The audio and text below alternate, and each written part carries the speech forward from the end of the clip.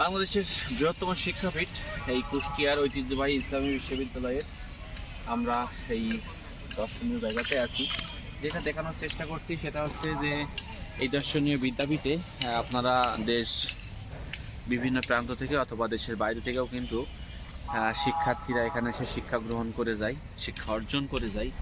সেই তীর্থপীঠ বা বিদ্যাপীঠ যেটাই বলি না কেন, ঐতিহাসিক এই ইসলামী বিশ্ববিদ্যালয়, যেটাতে সারা দেশের অসংখ্য ছাত্রছাত্রী এসে ভর্তি হয় এবং উচ্চশিক্ষা নিয়ে এখান থেকে বেরিয়ে দেশের বিভিন্ন প্রান্তে তাদের যে ভিতরের আশা আকাঙ্ক্ষা চাওয়া পাওয়াটা পূরণ করে দেশের বিভিন্ন ভালো কাজগুলোতে এখানে ব্যবহার করে। তারই একটা নিদর্শন হিসাবে আমি এই জায়গাটা দেখানোর চেষ্টা করলাম।